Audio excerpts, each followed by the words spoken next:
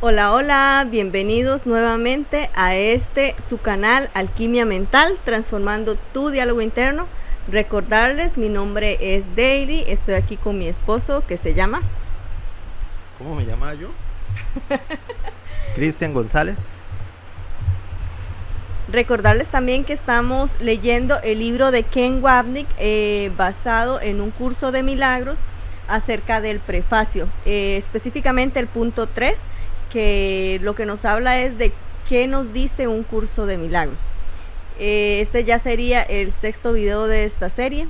También recordarles lo mismo de siempre, desde un inicio, que por favor se suscriban al canal, que nos dejen sus comentarios, que lo compartan, que le den like. Eso nos ayuda muchísimo para que el canal crezca, para que algún día, es la fe, que podamos también hacer transmisiones en vivo y empezar a leer algunos libros que ya tenemos ahí, como una listita de lo que queremos empezar a leer, y empezar a hacerlo en vivo para que podamos hablar con ustedes, para que puedan hacernos sus comentarios, algunas preguntas, y que hagamos crecer el canal.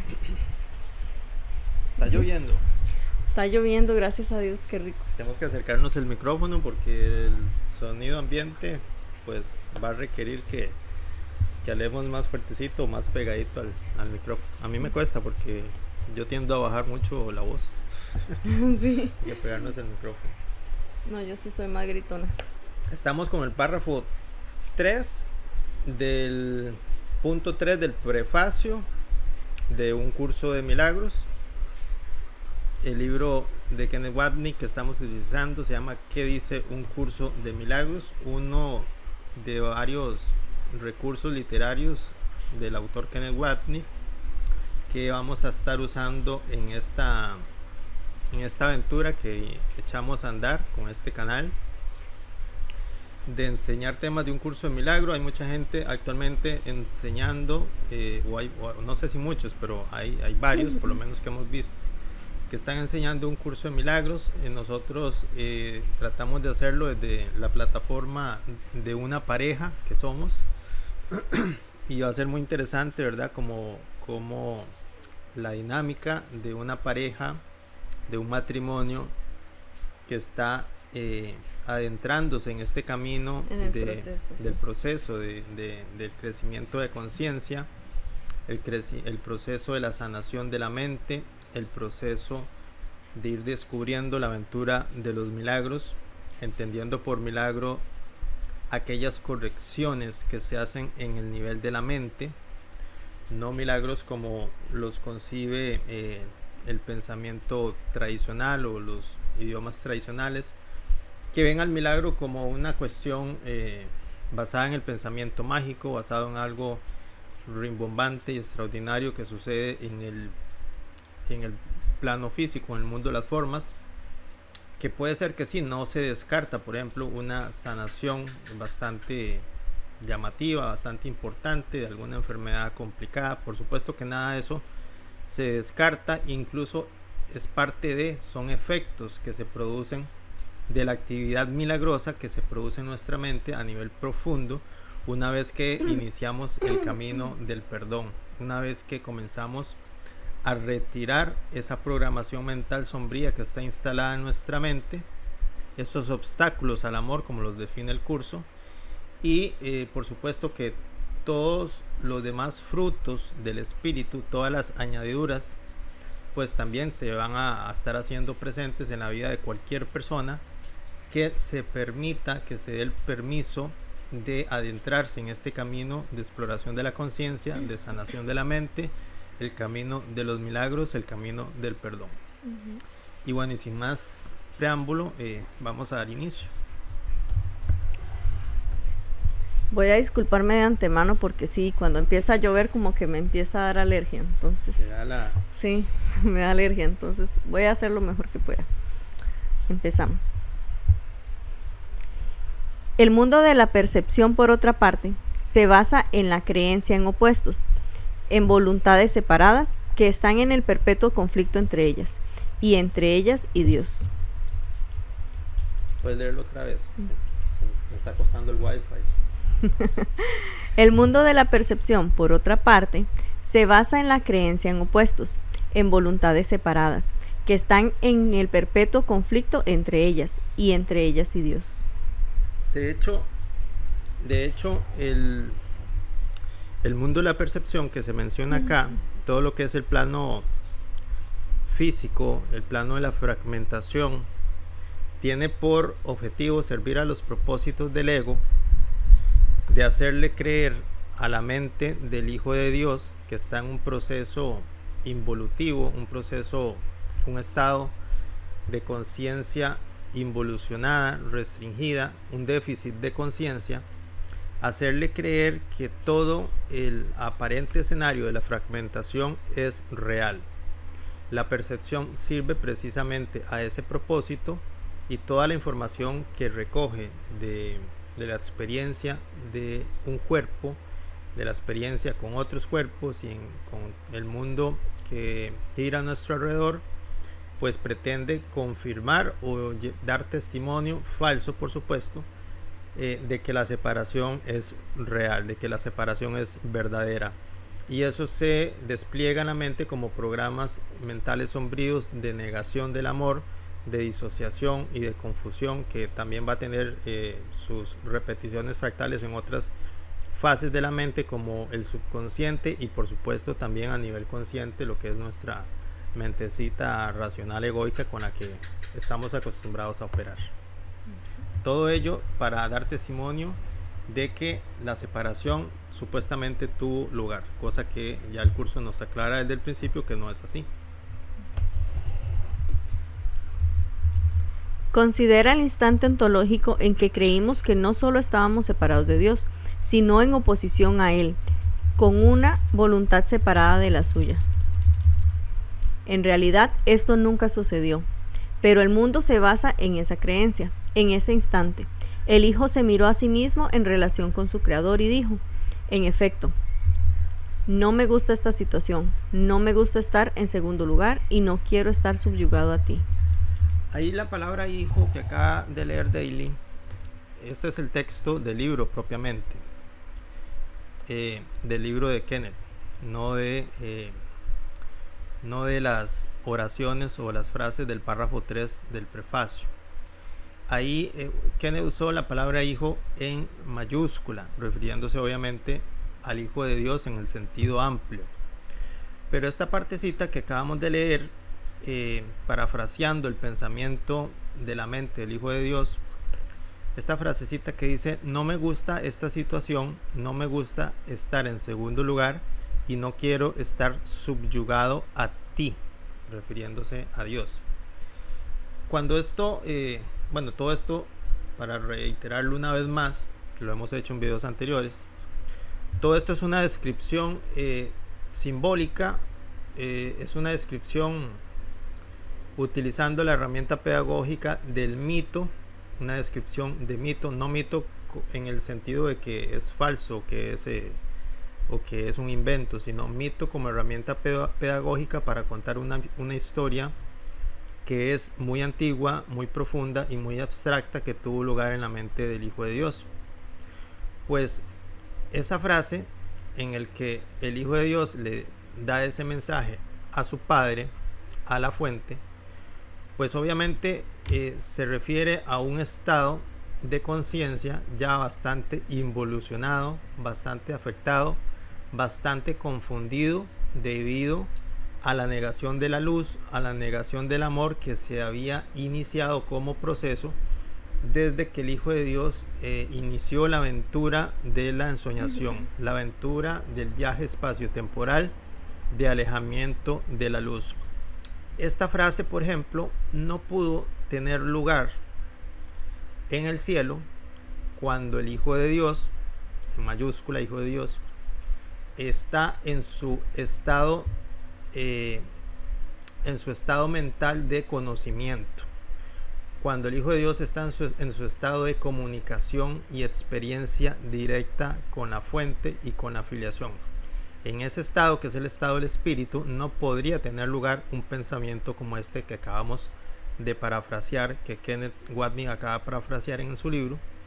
No podría tener lugar un pensamiento de esa índole, ni tampoco tendría lugar un pensamiento de ese tipo en las primeras fases de la ensoñación.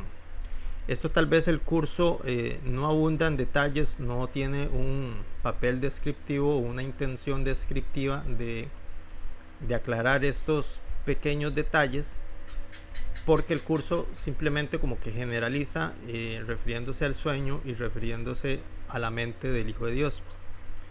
Pero aquí nada más para aclarar rápidamente, en las primeras etapas del sueño ese pensamiento tampoco tendría lugar, porque en esos primeros niveles del viaje de aventuras, de la proyección de la conciencia, podríamos identificarlo como el nivel del yo soy o la conciencia primigenia, la conciencia no condicionada del ser.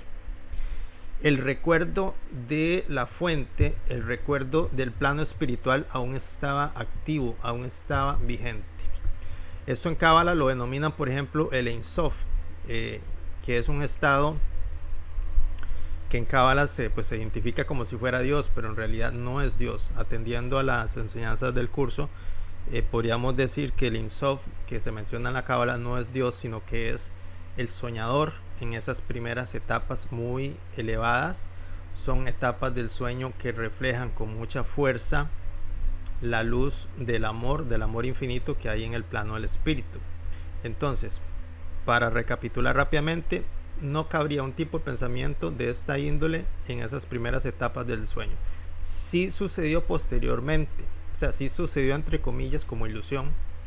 Sí dio lugar, en la mente del Hijo de Dios sí dio lugar a ese tipo de pensamientos en etapas posteriores, cuando ya su nivel de conciencia había involucionado suficiente, cuando la energía mental se había restringido, lo que en Cábala también se denomina como el Tzimtzum, o sea, la restricción, la autocontracción de la luz.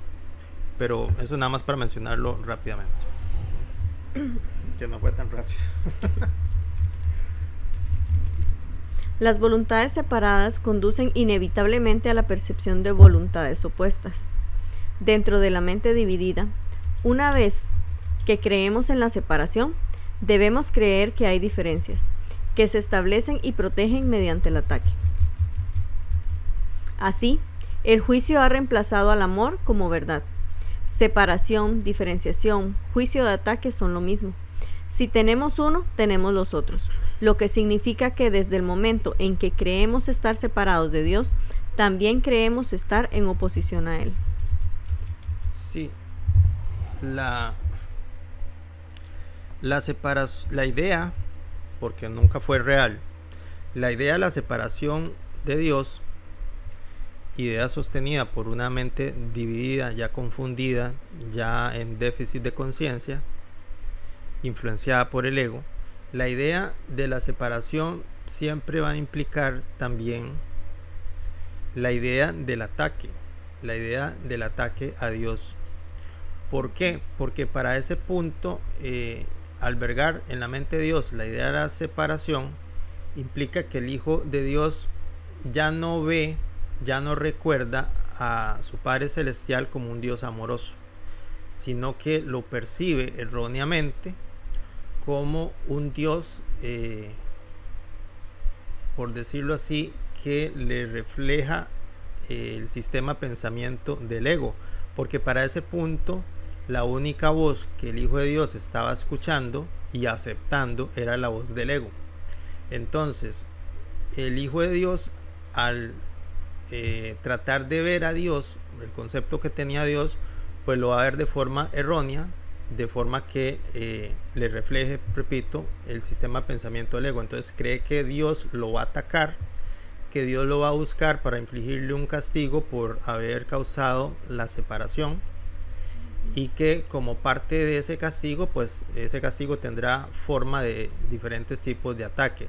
Entonces el Hijo de Dios querrá también atacar como una forma de proyectar en Dios, o proyectar el ataque en aquellos mensajeros que, entre comillas, envíe Dios para atacar a su Hijo, para castigarlo.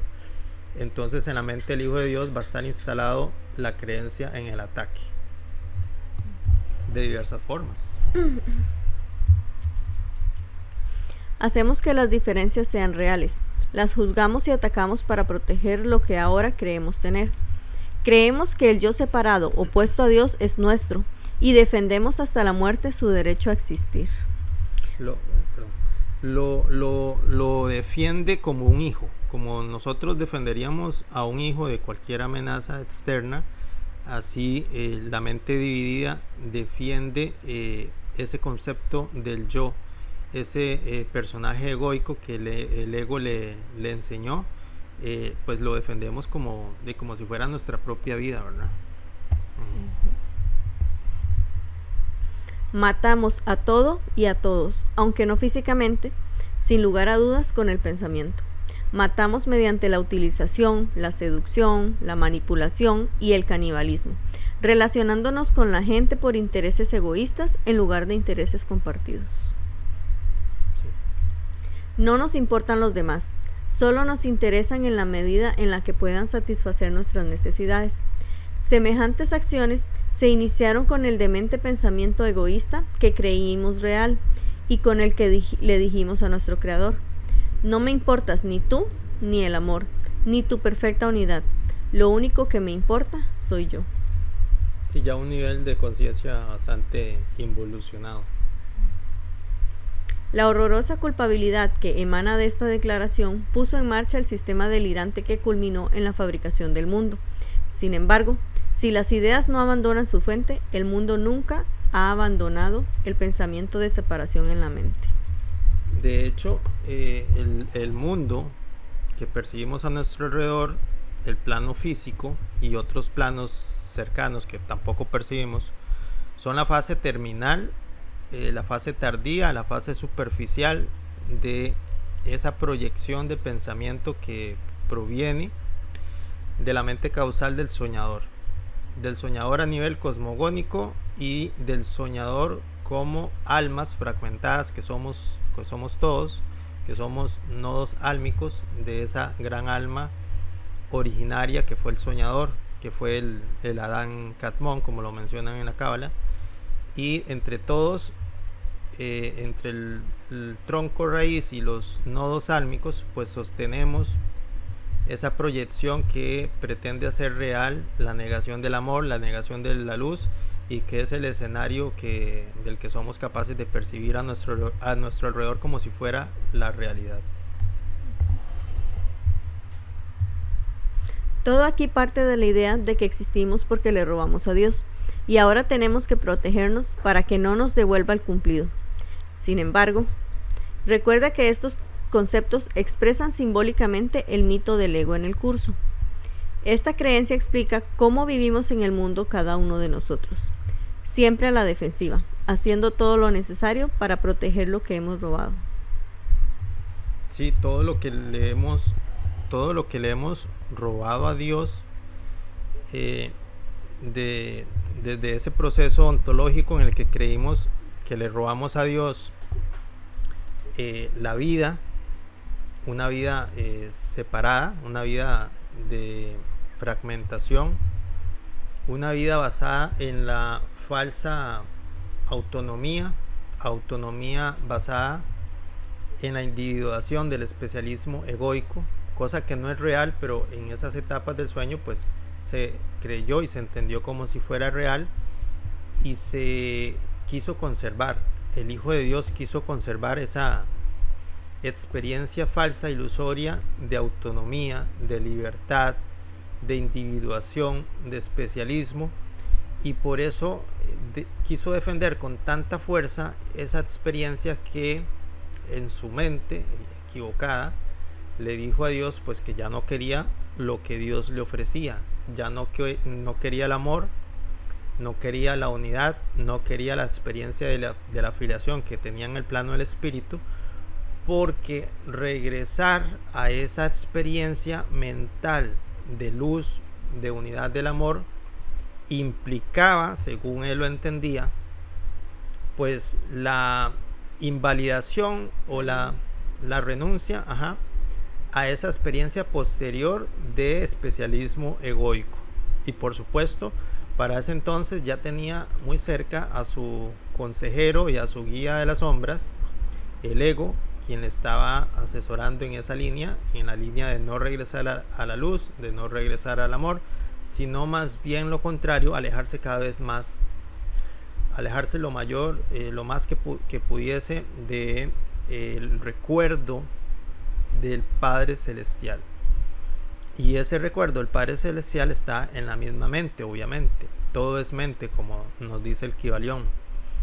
Entonces, ¿qué tenía que hacer el tomador de decisiones, el observador, el soñador?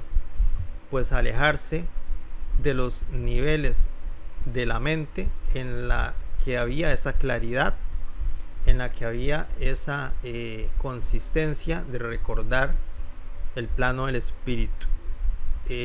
Los niveles de conciencia al soñador que estaban activados en ese nivel de conciencia ya involucionado, pues le hicieron caso al ego y quisieron proyectar una experiencia de mayor alejamiento, de mayor proyección y fragmentación. ¿Por dónde estamos? Voy a releerlo otra vez. Esta creencia explica cómo vivimos en el mundo cada uno de nosotros, siempre a la defensiva, haciendo todo lo necesario para proteger lo que hemos robado. Sí, esa era la frase que me llevó al comentario. Proteger todo lo que hemos robado, porque creemos que toda esa experiencia que tuvo lugar después de negar a Dios, creemos que Dios nos las va a quitar, que Dios nos las va a arrebatar, que nos las va a robar, porque primero nosotros se las robamos a Él. Entonces proyectamos en Dios esa creencia de que se nos va a robar y de que nosotros robamos primero a Dios, la proyectamos en Dios, pero también la proyectamos en todas las almas, en todos nuestros hermanos, porque creemos que ellos son representantes de Dios que nos van a venir a robar. Por eso explica de forma mitológica, de forma simbólica, esa creencia subyacente que está a nivel profundo, a nivel inconsciente, de que tenemos que protegernos de los demás, de que o son ellos o somos nosotros, de que si nos dejamos nos van a atacar, nos van a robar, y que sería mejor entonces hacerlo nosotros primero. Entonces eso alimenta el ciclo cuasi interminable de la guerra del miedo, la guerra del ataque y la defensa, y ataque y defensa, y ataque y defensa, y cualquier combinación de esas dos. Ataco y ataco de forma preventiva porque pienso que me van a atacar en cualquier momento. Y ya me atacaron, entonces devuelvo el ataque. Pienso que yo ataqué y que el otro se va a defender atacándome, entonces ataco yo primero. O sea, es una locura completa, pero de eso trata.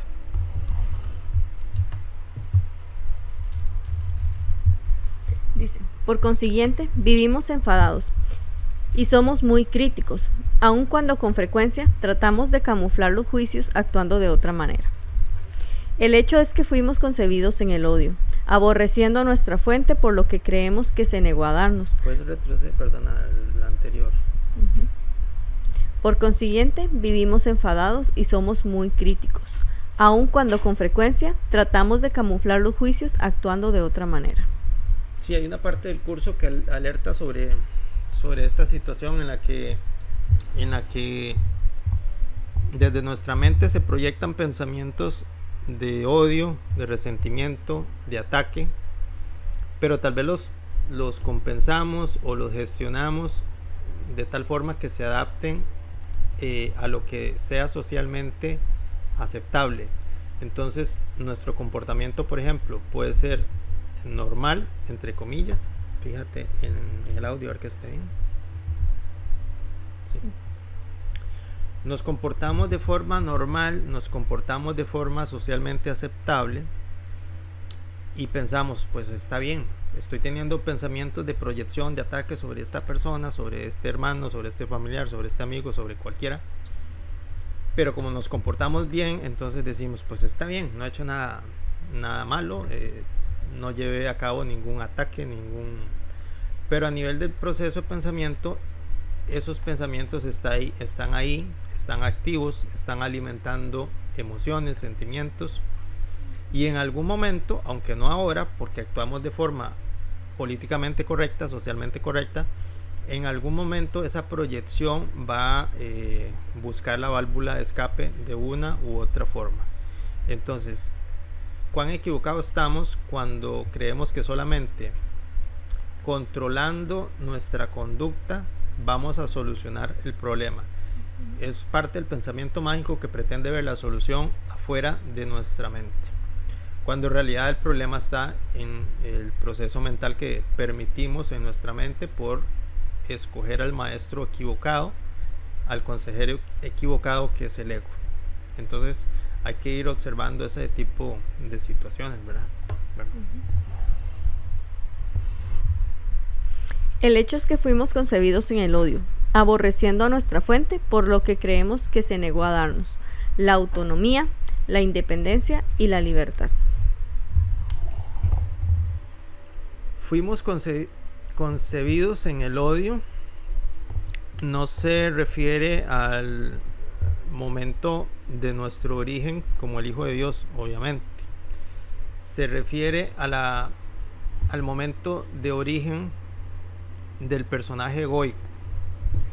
El personaje egoico fue concebido en la mente separada del Hijo de Dios, la mente separada que aceptó la idea de la separación, que albergó el sentimiento de culpa y la emoción del miedo.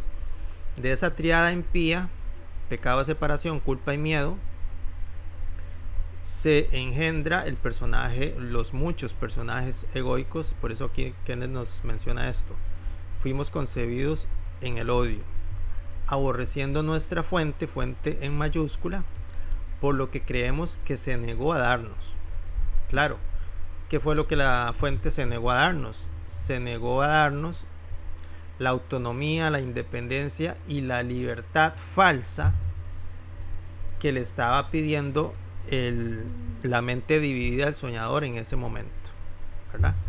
Que le comenzó a pedir a la fuente, al Padre Celestial, que le normalizara, que le validara, que le aceptara esa experiencia de autonomía, a pesar de que se trataba de una autonomía alejada de la luz, que negaba la luz, y por ende que si el Padre se la hubiera aceptado, hubiese hecho imposible el retorno y el despertar del Hijo de Dios.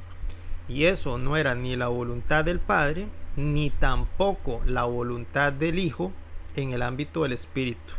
Cuando el Hijo de Dios en el plano del Espíritu tuvo en su imaginación la idea de iniciar la ensoñación, restringir su mente, restringir la experiencia del conocimiento y la comunicación con Dios, y sostuvo la ilusión de la ensoñación, antes de hacerlo, ese Hijo de Dios, que somos todos nosotros,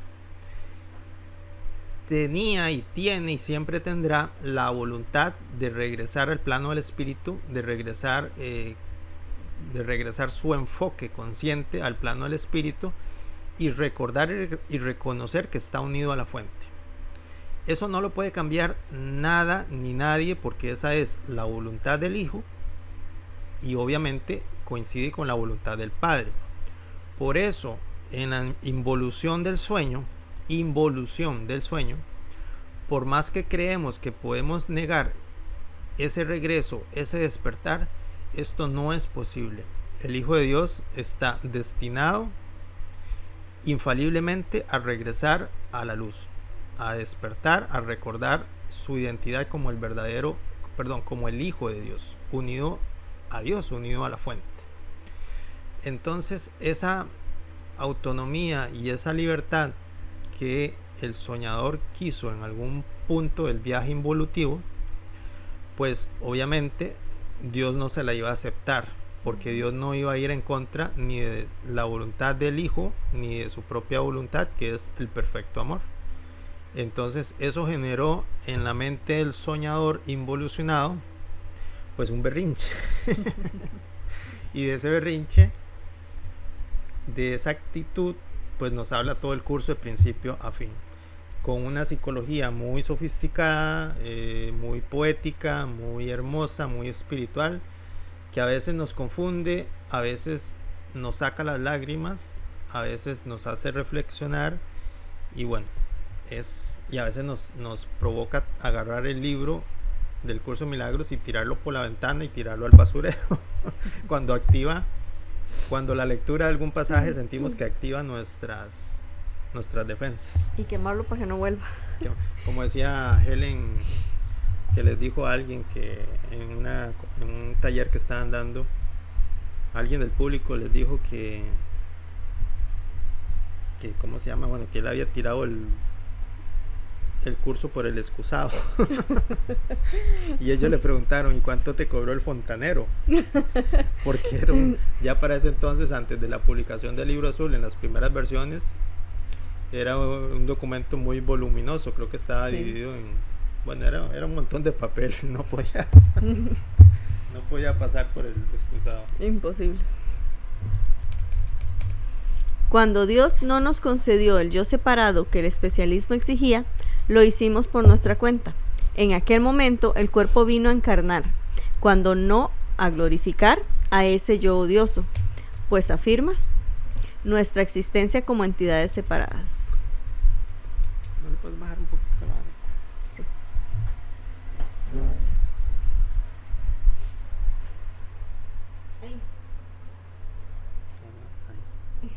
¿Qué calor?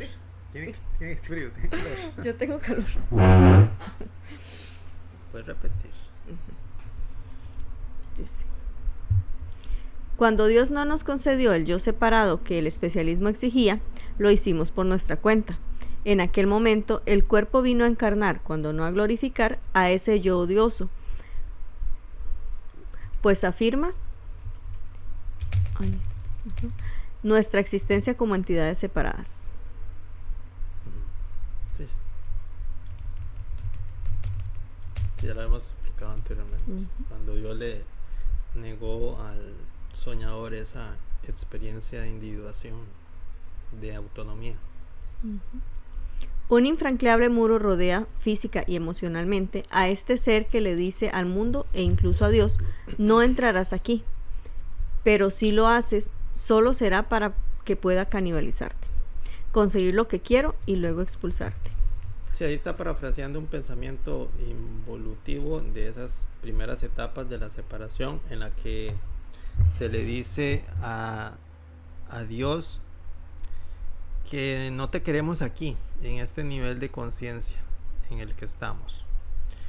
Para ese entonces ya el Hijo de Dios había rechazado la voz y la luz que hablan y brillan por Dios.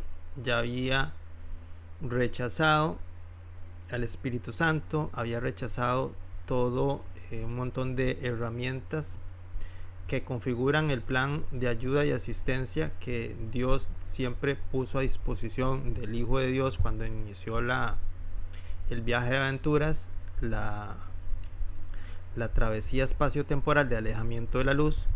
Y en ese punto la única voz que aceptaba el soñador en ese momento era la voz del ego, y uniéndose a la voz del ego y parafraseando el curso, más bien el libro de Kenneth, ese pensamiento, lo que más o menos le decía era: no te quiero aquí, porque la luz de la fuente hubiese significado y no invalidar, pero sí dejar en evidencia que esa autonomía, esa falsa libertad que el soñador tanto valoraba, pues era falsa, era ilusoria.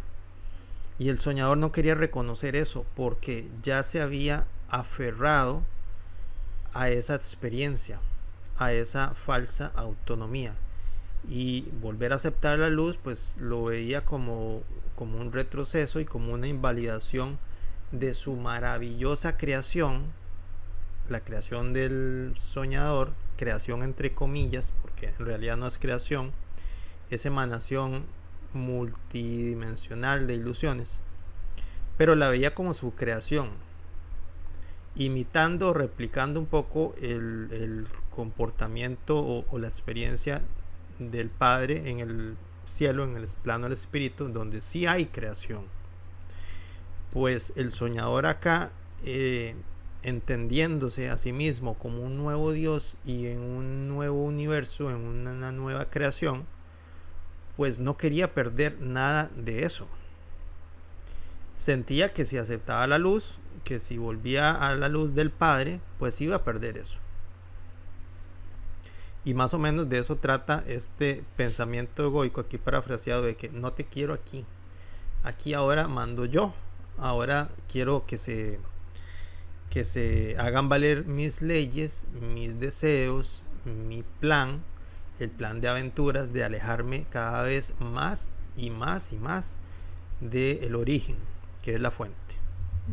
Y después vino todo lo que fue la fragmentación aún mayor del universo fenoménico, los mundos habitados y las almas encarnadas en cuerpos y todo ese rollo. Nos hacemos lo mismo los unos a los otros. ¿Querías comentar esa parte? Que es, No, que quedamos aquí y faltaba esa parte. Ya. Empezaste aquí. Sí. Después si querías comentar eso. ¿Cuál? Esa última frase. Nos hacemos eso mismo que le hacemos a Dios, de no dejarlo entrar cuando le ocultamos a los demás nuestros pensamientos. Sí. Lo que realmente sentimos y lo que realmente pensamos. Y lo hacemos igual que como hacemos con Dios, que le decimos, solo te dejaré entrar para canibalizarte y para tener de ti lo que yo creo que querer y creo necesitar. Igualmente nos hacemos esto los unos a los otros. Sí, de ahí proviene, porque son como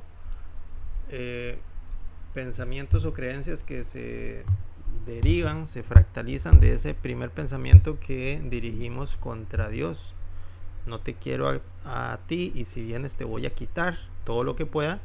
Y eso es lo mismo que inconscientemente pues las almas proyectan sobre otras almas, sobre otros cuerpos, sobre otros hermanos, cuando quieren proyectar sobre ellos pues la culpa y el miedo que no han gestionado, que no han querido ver, que no han querido sanar en su mente, pues indefectiblemente siempre la van a proyectar sobre alguien más. Por eso es muy importante el trabajo de sanación de la mente, lo que Carl Gustav Jung llamaba el proceso de la individuación, aunque a mí siempre me hizo gracia ese concepto de la individuación de Carl Gustav Jung. Con esto él se refería al proceso de sanación y de crecimiento de la conciencia, pero lo llamaba así, el proceso de individuación. Me llama la atención, me causa gracia, porque las almas ya están en individuación. Es el estado normal dentro del sueño, la individuación. Más bien lo que necesitamos para corregir y sanar es revertir esa individuación, desaprendiendo todo lo que hemos aprendido, quitando los obstáculos al amor. Ya el alma en su experiencia ilusoria ya es un individuo álmico, un nodo álmico, ya se siente autónomo, libre, independiente y especial, un especialismo egoico, y pretende mantener y sostener esa experiencia para negar la unidad de la fuente.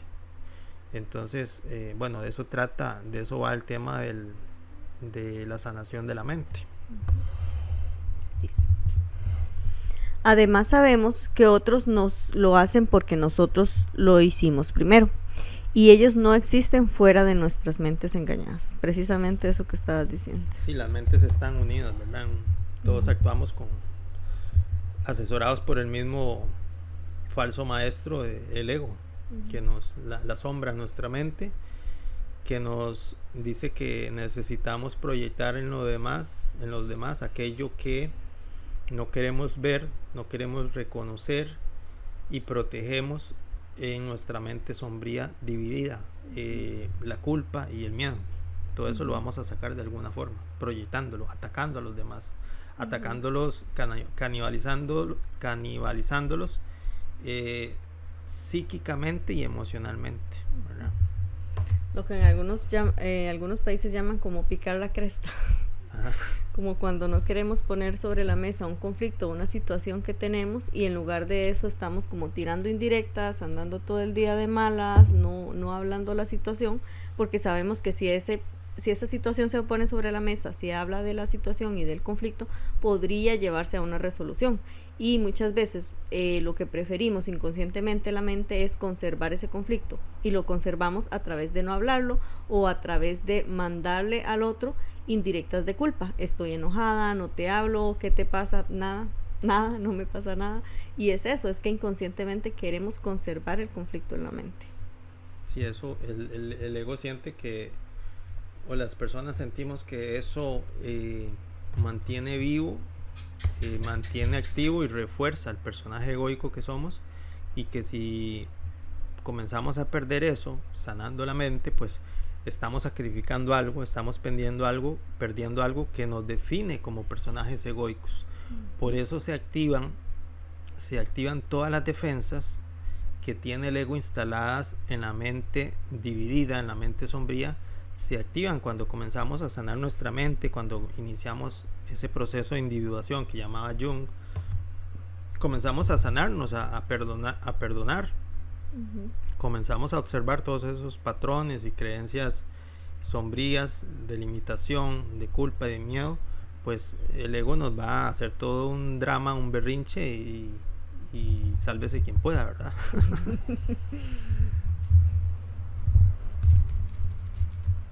Todo aquí se basa en la creencia en voluntades separadas, en perpetuo conflicto entre sí porque están en conflicto con Dios. También estamos en perpetuo conflicto con el medio ambiente, pues no podemos subsistir sin tener agua, oxígeno y alimentos. El ambiente, al igual que los cuerpos y todo lo que conforma el plano físico a nuestro alrededor, como entorno, como escenario, pues sirve al mismo propósito del cuerpo, hacer creíble la separación, hacer creíble la experiencia de la separación de Dios, hacer creíble que somos distintos de otras personas, que estamos separados, hacer creíble el papel de víctima, el papel de que alguien me hizo esto, algo, un evento, una circunstancia, el universo, las fuerzas, Dios, algo externo a mí me causó esta situación. Todo eso sirve al propósito del ego de mantener nuestro enfoque consciente, nuestra atención en las cosas externas a la mente. ¿Por qué? Porque la mente conserva siempre ese maravilloso poder de tomar decisiones y de decidir revertir ese proceso y de tomar decisiones en favor del Espíritu Santo, el ser interior, que nos trata de llevar de la mano siempre al regreso, a recordar nuestra verdadera identidad como hijos de Dios. Y el ego, por supuesto, trata de obstaculizar ese proceso. Las naciones están en conflicto entre sí también porque ninguna tiene todos los recursos naturales, alimentos y bienes que necesita. Esto da lugar al comercio, que casi nunca se basa en intereses compartidos, sino en que cada nación obtenga todo lo que pueda, dando lo menos posible a cambio. Y si no, díganselo al presidente Trump, ¿verdad? Que inició esta guerra de aranceles. Y en este caso, en particular, a veces en muchos países sí, pero en otros países ni siquiera es por la escasez de recursos, sino por la ambición de ganar más. Porque hay países, por ejemplo Estados Unidos, que tiene muchos recursos y tiene mucha mano de obra, y por ejemplo tiene alguna relación de comercio con otro país porque puede sacar un provecho de un mejor precio, de una mejor ganancia, a pesar de que en su propio país tiene todo lo que necesita y la mano de obra suficiente para producir ese bien o ese servicio que está obteniendo de otro país. Esto hasta ahora, pues ahora Trump está poniendo todo patas arriba, todo de cabeza, con este tema de la guerra arancelaria. Entonces siempre está detrás el pensamiento subyacente del ego de que o soy yo, o eres tú o soy yo, o te gano yo a ti o tú me vas a ganar a mí, mata o te matarán. De hecho, el libro de Donald Trump, El arte de negociación, se basa en eso, en prácticamente ponerle la bota en el cuello al otro, a la otra parte en la negociación, y infligirle todo el daño psicológico posible previo a la negociación, o darle toda la presión, o amenazarlo con no hacer la negociación o futuras negociaciones, con tal de presionarlo para poder sacar el mayor provecho con el menor costo a cambio. Entonces es la voz del ego diciendo: mata o te matarán. Debe ser así porque esto fue lo que hicimos con Dios, regateando con Él en el sentido de que si nos perdonaba, nosotros le recompensaríamos. Ahí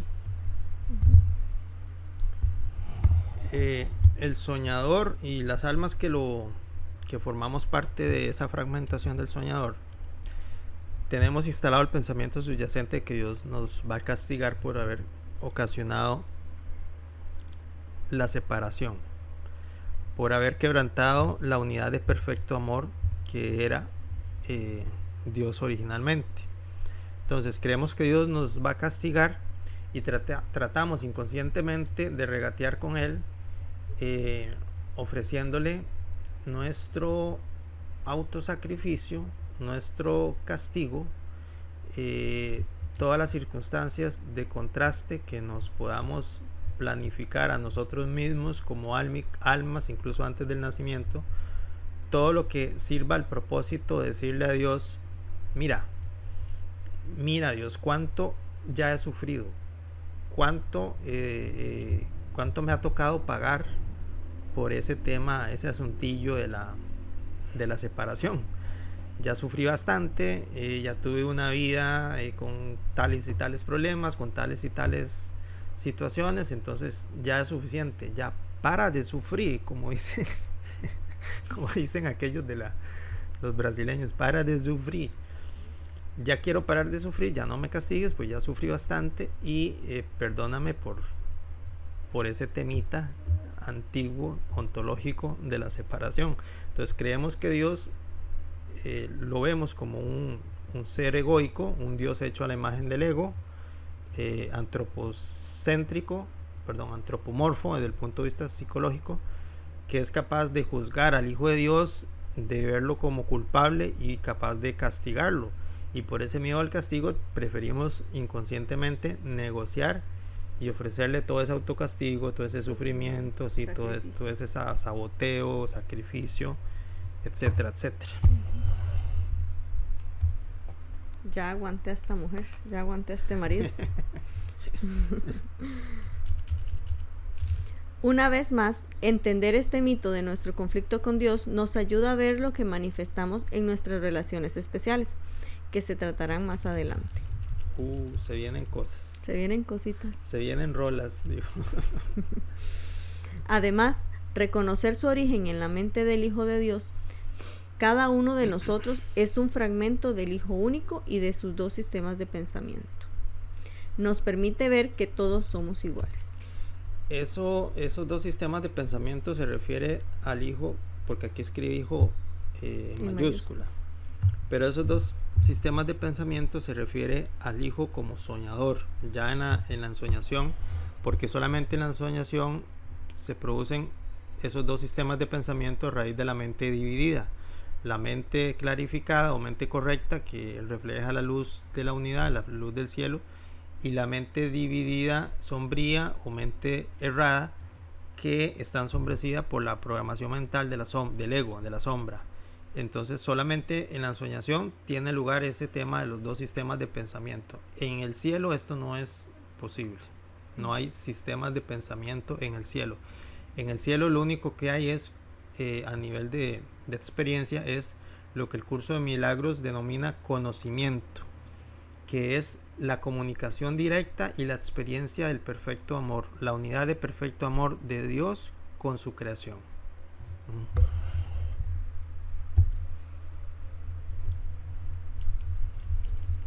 Si entendiéramos que las ideas no abandonan su fuente y que la fuente es la demencia del ego, sentiríamos compasión por todos.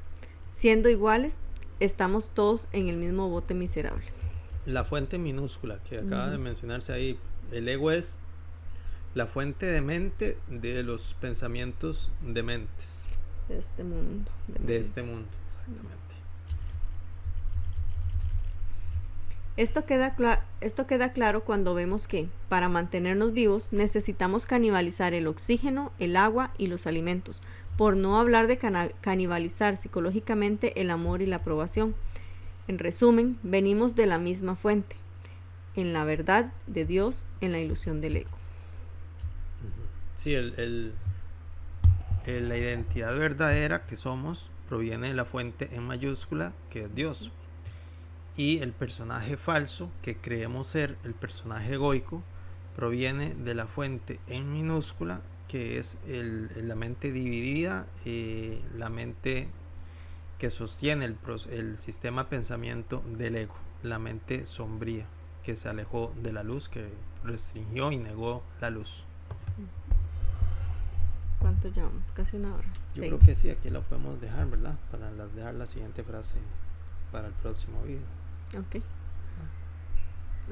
La hora, sí, hace una hora. Sí, ya casi una hora.